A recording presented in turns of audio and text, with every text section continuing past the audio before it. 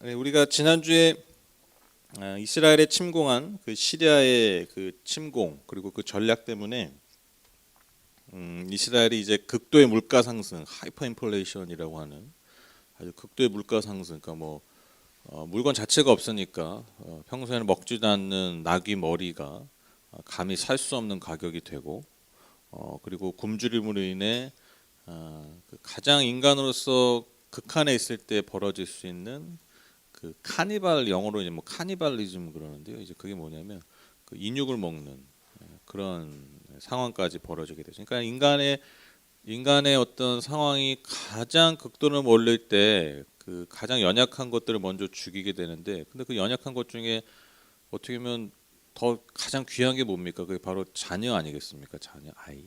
그런데 아이를 삶아서 먹을 정도로 극한의 상황에 몰렸던 상황이 바로 이스라엘의 상황이었다는 것이죠.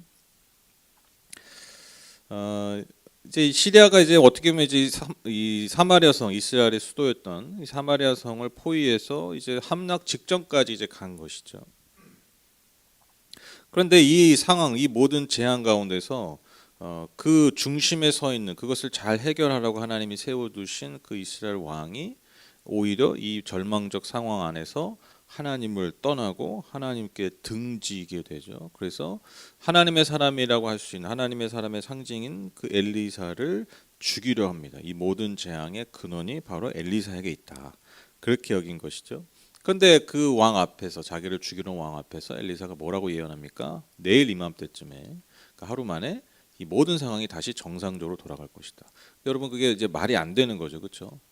여러분, 이렇게 물건이 없어서 가격이 너무 비싸졌는데 그 물건이 하루아침에 생기는 게 아니잖아요, 그렇죠? 이미 가축들이 다 없어졌는데 그 가축이 옛날 가격으로 거래가 되려면 그 가축이 하루아침에 예전에 그 수량대로 있어야 되는데 그게 되는 게 아니잖아요, 그렇죠? 그래서 이제 막 그 예언에 이제 그 이스라엘 왕의 장관이 그 사실을 막 비웃죠. 근데 너가 이제 그것을 보게 될 것이지만 그것을 먹지는 못할 것이다.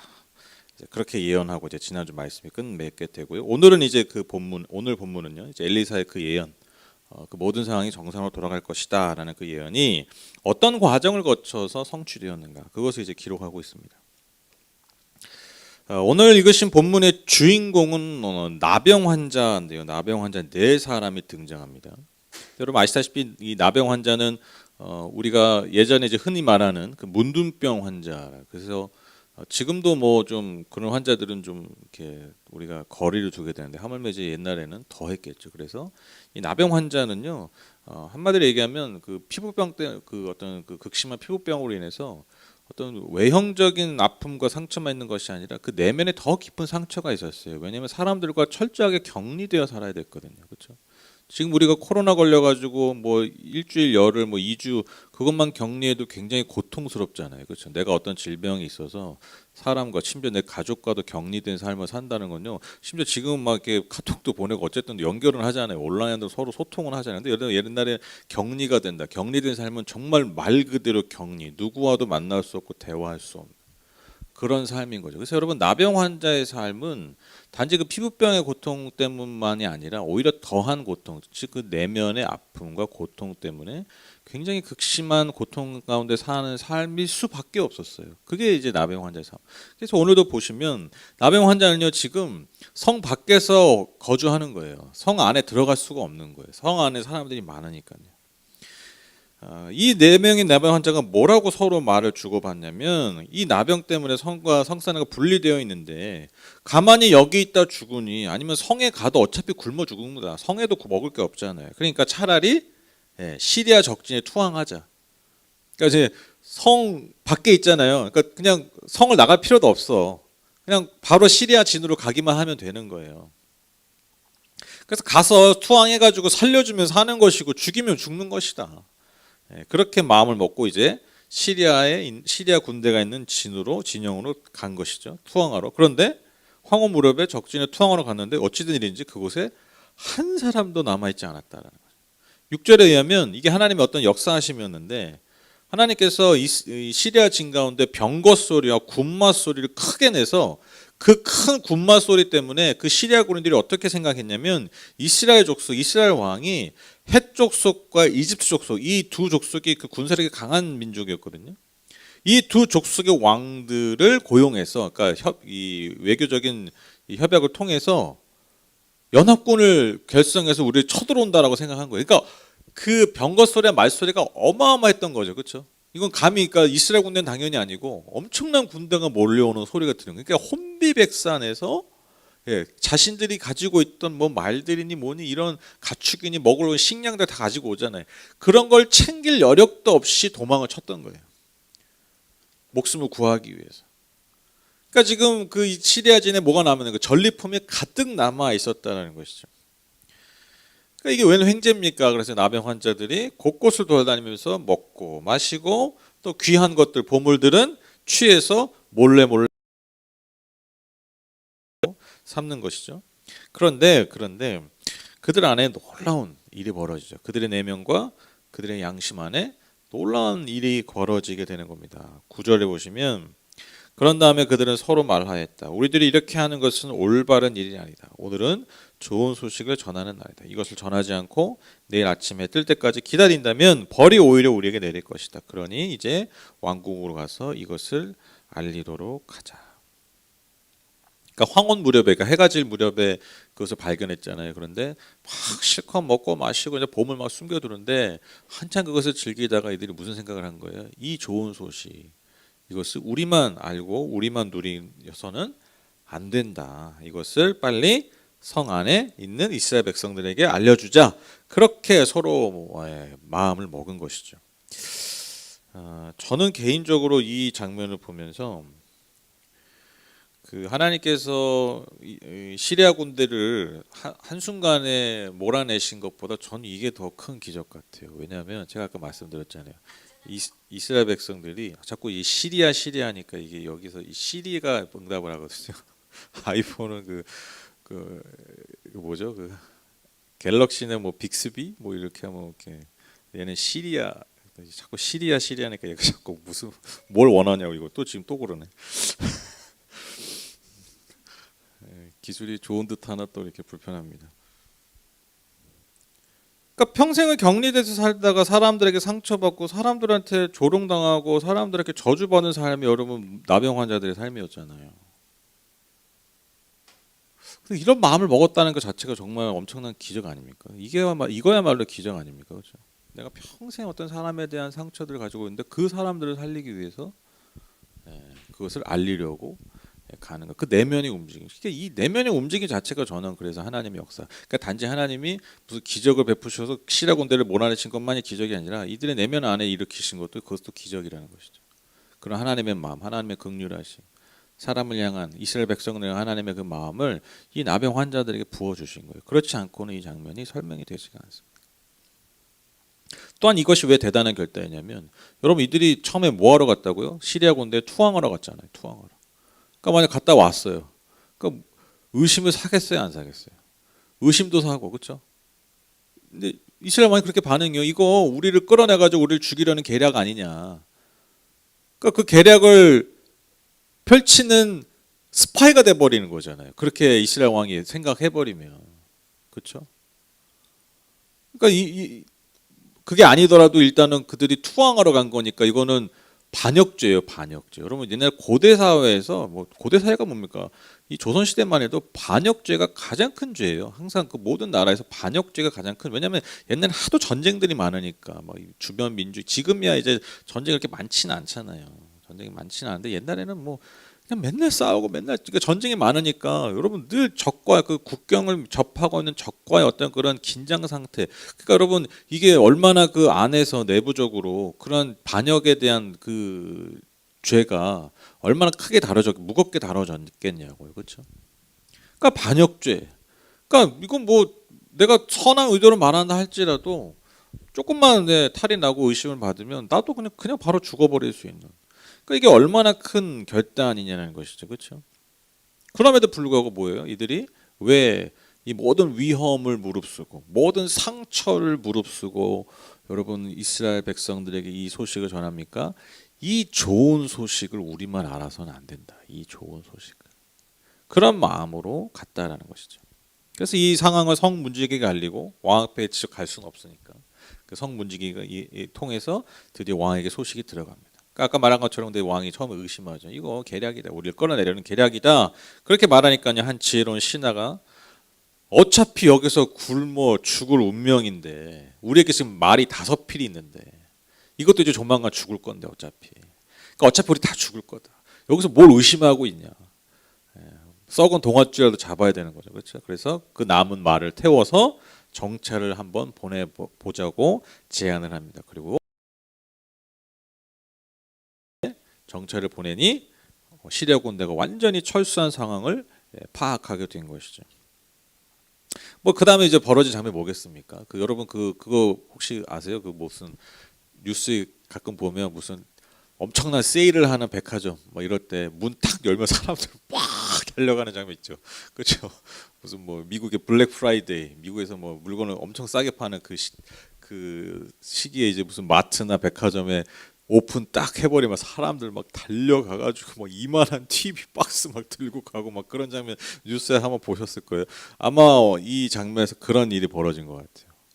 지금 시리아 군대가 다 철수하고 그 안에 가축과 재물들과 음식들, 식량들이 있으니까요. 뭐 지금 뭐 사람들이 다 굶어 죽기 직전이잖아요. 뭐 엄청난 그 음식을 향한 러시, 그 달려듦이 있었다라는 것이죠. 정말 그래서 7장 1절 엘리사가 아까 말씀드린 그 예언한 곡식과 어떤 그런 가격이 정상화되고 다시 이스라엘의 어떤 경제적인 상황이 정상화될 것이라는 그 예언이 정말 말 그대로 그 예언대로 하루 만에 성취되게 됩니다. 그리고 또한 엘리사가 예언한 것이 있죠. 자신의 예언을 비웃은 왕의 장관 그 또한 그 예언대로 이 결과를 알게는 되지만 그것을 먹지는 못하죠. 어떤 일이 벌어집니까? 아까 제가 말했죠. 막 이 성 사람들이 막 치고 나간 거예요. 근데 그 성의 문 앞에 있던 그가 그 백성들이 막 치고 나가니까 거기에 깔려 죽었다. 깔려 죽었다. 그래서 여러분 그 사람 많은 데가 위험합니다. 우리 두 어린 친구 사람들이 막 많이 할 때 막 달려가면 위험합니다. 그래서 그 군중에 의해서 그 막 압사당하고 막 그런 일들이 지금도 종종 벌어집니다. 이렇게 비참한 죽음을 맞이하게 된다고 오늘 이야기가 이제 결론을 맺게 되죠. 우리가 지난 시간 이제 6장부터 7장 계속해서 이어지는 이 본문 내용을 통해서 이 6장과 7장에서 계속해서 말하고 있는 이 성경이 말하고 있는 어떤 핵심적인 주제가 뭐냐면 당시 이스라엘을 다스리고 있던 왕과 지도자들이 얼마나 무기력하고 무능력했는가 그것을 계속해서 알려주고 있습니다. 그리고 그들의 무능력함과 그 무기력함을 잘 극복하기 위해서 그 능력의 근원 되시는 하나님께 나아간 것이 아니라 오히려 그들의 마음이 완악해져서 하나님을 떠나고 하나님의 뜻과 반대되는 결정과 행동들을 했다라는 것이죠.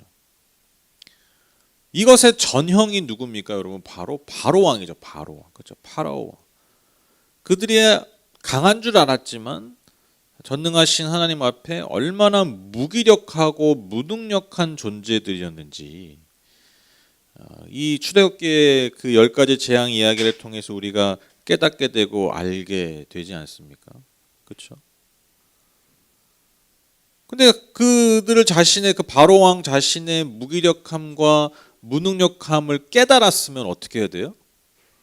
그 능력의 근원 되신 하나님 앞에 나가야 되잖아요. 그렇죠? 하나님을 인정해야 되잖아요. 무능력과 무기력을 내가 깨달았으면 그 능력의 근원 되신 하나님께 나아가야 되는데 바로 왕이 어떻게 됐어요? 오히려 더 완악해졌죠. 하나님을 더 떠나고 하나님을 섬기는 사람들을 오히려 핍박하는. 근데 여러분 그런 일들이 사실 너무 우리 주변에 너무 많잖아요. 꼭 뭐 종교적인 것만이 아니라 자기가 약하고 자기가 부족하고 자기의 어떤 약점이 있는 것을 인정하고 그것을 개선하기 위해서 겸손하게 배우고 인정하고 이런 게 아니라 오히려 더 완악하고. 그래서 여러분 그런 말 있잖아요. 목소리 큰 사람이 오히려 더 그 안에 연약함이 있는 거예요. 목소리가 클수록. 그렇죠? 아주 상징적인 말이죠. 그러니까 지금 딱 이스라엘 왕과 지도자들의 모습이 그거예요. 자신들의 무기력함과 무능력이 드러났으면 그것을 겸손히 인정해야 되는데 오히려 하나님의 사람을 죽이려고 하고 하나님을 등지고 하나님의 약속의 말씀을 비웃고 완악하게 돼버리고 완악하게.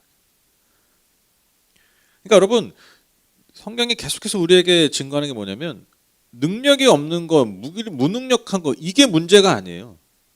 그 무능력과 무기력 앞에서 겸손히 그것을 인정할 때 오히려 하나님의 강함과 하나님의 능력이 부어지는 거예요. 이 은혜가 부어지는 거죠.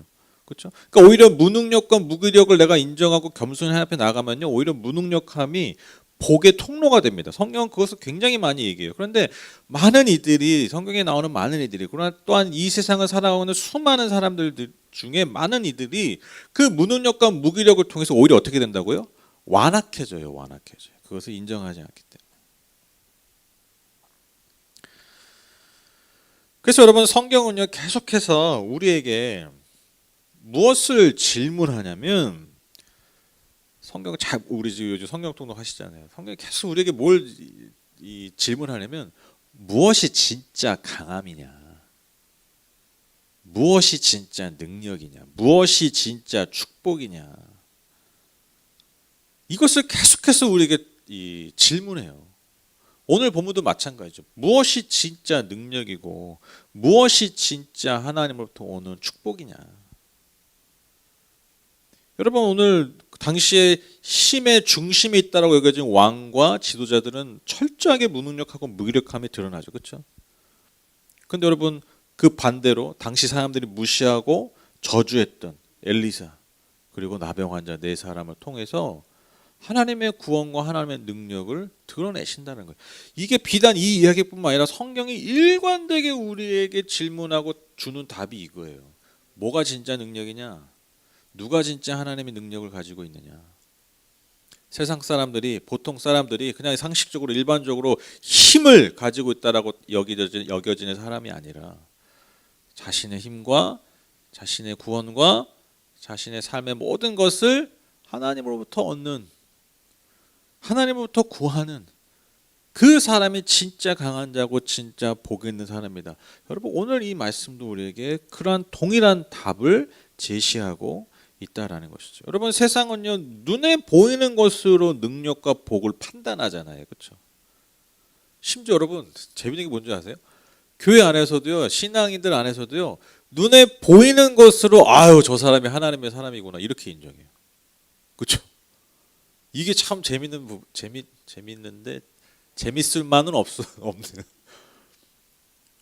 아유 이번은 참 이렇게 잘 되고 뭐 좋고 뭐 이렇게 하니까 아유 역시 하나님의 사람, 하나님의 복 있는 사람. 내면의 중심은 모르고 말이죠. 아니 물론 그럴 수 있죠. 하나님 분명히 뭐 눈에 보이는 것으로도 축복하시는데 그것이 우리의 결정적인 판단의 기준이 되어서는 안 된다는 것이죠. 왜? 하나님의 기준이 다르기 때문에. 아니 성경이 끊임없이 그걸 얘기하고 있잖아요. 끊임없이. 하나님이 여러분 약한 자를 돌보시면서 또한 그 약한 자들을 통해서 그 약한 자가 뭐예요? 당시의 사람들이 복이 있다라고 능력이 있다라고 여겨지지 않는 사람을 통해서 하나님이 능력을 드러내신다라는 거. 그러니까 우리가 함부로 판단할 수 없다라는 것입니다. 그래서 제가 자주 말씀드리잖아요. 제 삶의 어떤 모토가 되는 말씀이 처음 된 자가 나중되고 나중된 자가 처음 된다. 그러니까 이 말씀이 제가 막 잘 나가고 뭐 힘이 있을 때 까불지 마 이렇게 제 마음을 겸손하게 하고 제가 정말 뭐 가진 것도 없고 쥐뿔도 없고 뭐 되는 일도 없고 뭐 이럴 때 막 의기소침해지고 무기력해질 때 아니야 지금이 끝이 아니야 지금이 결론이 아니야 그래서 제 마음과 제 어깨를 피게 하는 그 말씀이거든요.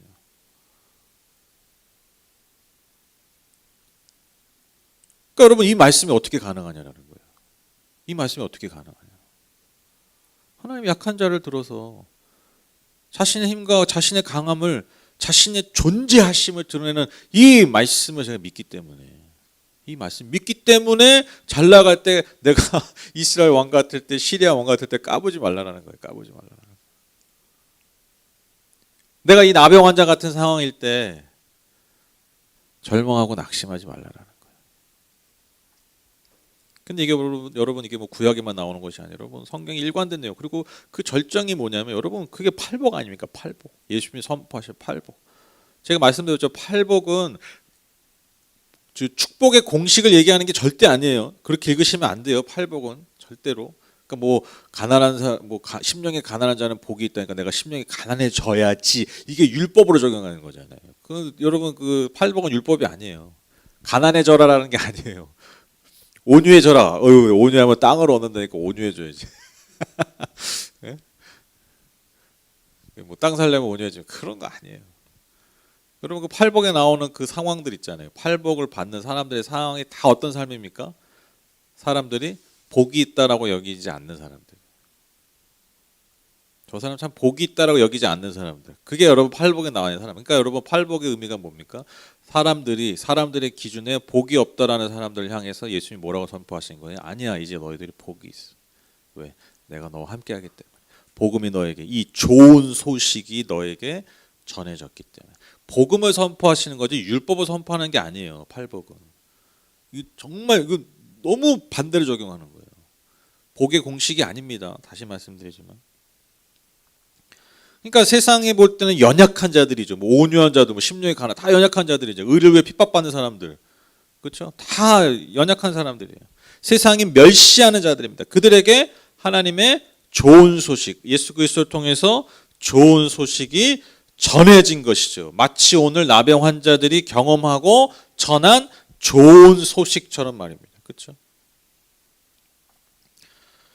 그래서 여러분 성경 말씀의 절정이라고 할 수 있는 골고다 언덕의 십자가, 그 예수 그리스도의 십자가 우리에게 증거하는 게 그거잖아요. 약할 때, 너희가 약할 때, 오히려 인간이 가장 처절하게 약할 때 오히려 하나님의 구원과 능력이 드러난다.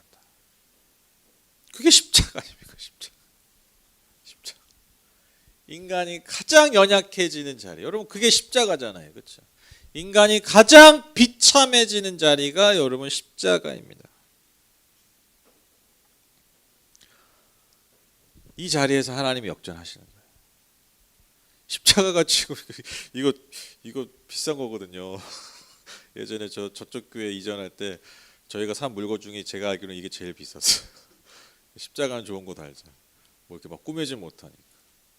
지금 뭐 십자가 이쁘잖아요. 비싸요 십자가. 여러분 뭐 십자가 뭐 그 액세서리 목걸이 막 이쁘잖아요. 여러분 십자가 지금 볼 때면 다 이쁘고 뭐 아름답고 그런 상징이잖아요. 근데 여러분 이게 당시 십자가는 그런 상징이 절대로 아니에요. 절대로. 제가 그런 얘기했었어요 예전에. 여러분 만약에 기독교가 예수님이 우리나라에서 오셨으면 그 아마 이제 이 성전에 그게 달렸을 거다. 그 망나니가 들고 있는 칼 있잖아요. 이거 뭐 이런 거나.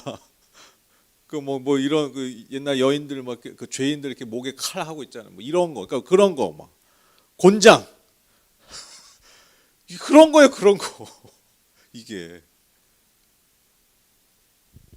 그러니까 인간이 가장 비참해지는 자리가 여러분 십자가라니까요. 인간이 가장 비참함을 상징하는 그 상징을 여러분 기독교는요, 기독교의 상징으로 삼은 거예요.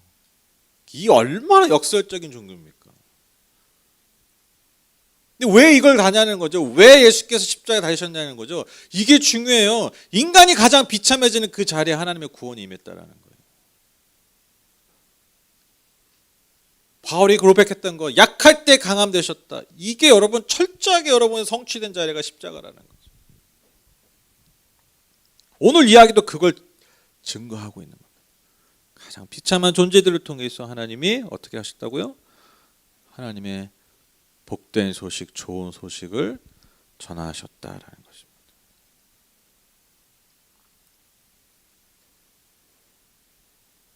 제가 목회하면서 그런 생각할 때가 많아요. 속상할 때가 많아요. 뭐 예를 들면 성도님들한테 문제가 생기거나 성도님이 아프시거나 그러면 너무너무 속상해요. 왜 속상?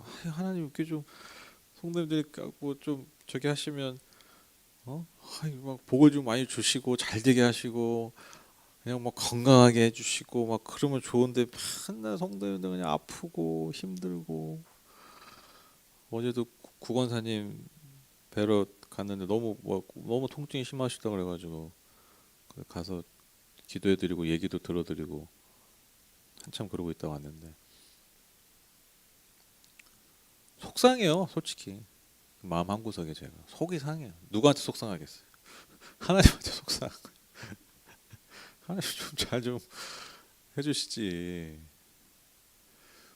그런 마음이 있는 거예요. 왜 그러냐면 아니 또 그래야 또 복음이 전해지고 사람들이 아유 잘 되는구나. 예수 믿으니까 좋구나. 아니 뭐지 영업을 하려고 나를 영업사원으로 채용하셨으면 좀 물건이 좋은 거를 본인이 좀 증거를 해주셔야 되잖아요. 그렇잖아요, 그렇죠? 내가 만약 세일즈맨이라면 내가 파는 물건이 좋아야 팔리잖아요.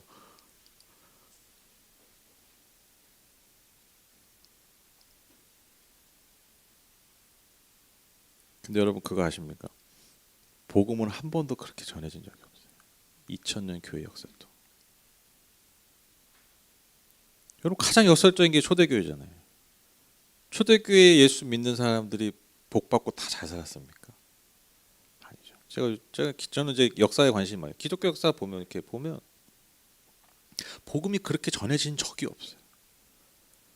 물론 그렇게 전해져가지고 그런 게 전해져서 사람이 좀 몰릴 때죠. 근데 반드시 역기능이 많았고 더 썩어버렸어요. 그거는 한순간도 여러분 교회의 영광스러운 시기였던 적이 없어요. 그게 복음이 된다면. 그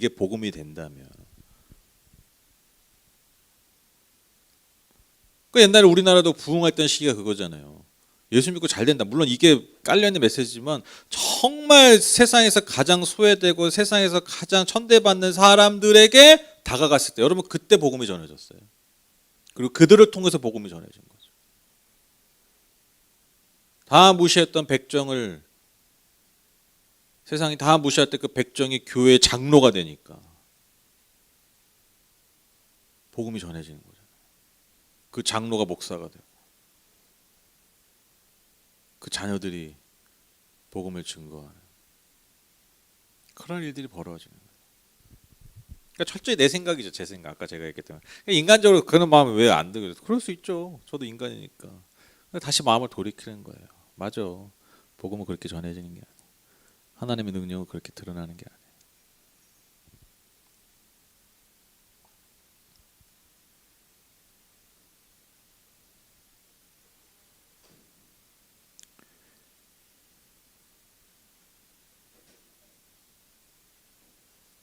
그래서 오늘 이야기의 결론은 오늘 설교의 제목 누가 좋은 소식을 전하는가? 누가 좋은 소식을 전하는가? 오늘 나병 환자 하나님은 그들을 통해서 하나님의 좋은 소식, 구원의 소식을 전하셨습니다. 먼저 그들이 그 구원을 경험하고요, 그렇죠? 그리고 구원의 소식을 전하는 하나님의 사람이 됩니다. 바로 그것이 가장 분명하게 성취된 자리가 곧 십자가입니다. 십자가. 가장 연약하게 십자가의 자리에 오르셨지만 그 십자가야말로 우리를 구원한 복음이 된 것입니다. 오늘 이 말씀을 끝으로 말씀을 맺으려고 합니다. 고린도서 1장 18절 31절 말씀입니다. 십자가의 도가 멸망하는 자들에게는 미련한 것이요 구원을 받는 우리에게는 하나님의 능력이라. 기록된 바 내가 지혜 있는 자들의 지혜를 멸하고 총명한 자들의 총명을 폐하리라 하였으니 지혜 있는 자가 어디 있느냐 선비가 어디 있느냐 이 시대의 변론가가 어디 있느냐 하나님께서 이 세상의 지혜를 미련하게 하신 것이 아니냐. 하나님의 지혜에 있어서는 이 세상이 자기 지혜로 하나님을 알지 못하므로 하나님께서 전도에 미련한 것으로 믿는 자들을 구원하시기를 기뻐하셨도다. 유대인은 표적을 구하고 헬라인은 지혜를 찾으나 우리는 십자가에 못 박힌 그리스도를 전하니 유대인에게는 거리끼는 것이요 이방인에게는 미련한 것이로되 오직 부르심을 받은 자에게는 유대인이나 헬라인이나 그리스도는 하나님의 능력이요 하나님의 지혜니라. 하나님의 어리석음이 사람보다 지혜롭고 하나님의 약하심이 사람보다 강하니라. 형제들아 너희를 부르심을 보라. 육체를 따라 지혜로운 자가 많지 아니하며 능한 자가 많지 아니하며 문벌 좋은 자가 많지 아니하도다. 그러나 하나님께서 세상에 미련한 것들을 택하사 지혜 있는 자들을 부끄럽게 하시려고 세상의 약한 것들을 택하사 강한 것들을 부끄럽게 하려 하시며 하나님께서 세상의 천한 것들과 멸시받는 것들과 없는 것들을 택하사 있는 것들을 패하려 하시나니 이는 아무 육체도 하나님 앞에서 자랑하지 못하게 하려 하심이라. 너희는 하나님으로부터 나서 그리스도 예수 안에 있고 예수는 하나님으로부터 나와서 우리에게 지혜와 의로움과 거룩함과 구원함이 되셨으니 기록된 바 자랑하는 자는 주 안에서 자랑하라 함과 같게 하려 함이라. 아멘. 예수 그리스도의 이 복음이 우리에게 전해졌습니다. 이 나병 환자가 전했던 그 좋은 소식과 좋은 소식처럼 그것을 성취한 좋은 소식, 예수 그리스도의 그 복음이, 그 십자가의 도가 저와 여러분에게 전해졌습니다. 이 고린도서 이 말씀이 정말 오늘 이 말씀을 해석한 것 같잖아요, 그렇죠? 오늘 나병 환자 이 이야기, 이 이스라엘 백성들 구원한 이야기를 그냥 해석한 말씀 같지 않습니까, 그렇죠? 우리의 삶도 마찬가지라는 것입니다. 예수 그리스도의 십자가가 해석되는 삶, 여러분 크게 우리의 삶이어야 하고요. 그리고 그러한 삶이야말로 참으로 복된 삶임을 우리가 기억했으면 좋겠습니다. 그래서 하나님의 이 구원의 소식을 날마다 나를 구원한 소식으로 들으셨으면 좋겠어요. 나를 살리는 소식으로 늘 내 영혼이 듣고요. 그리고 그 소식을 우리의 삶의 자리에서, 우리의 삶을 통해서 기쁘고 감사함으로 충만함으로 그렇게 이 세상 가운데 전하시는 저와 여러분 다 되시기를 주님의 이름으로 축복합니다. 제가 기도하고 마치겠습니다.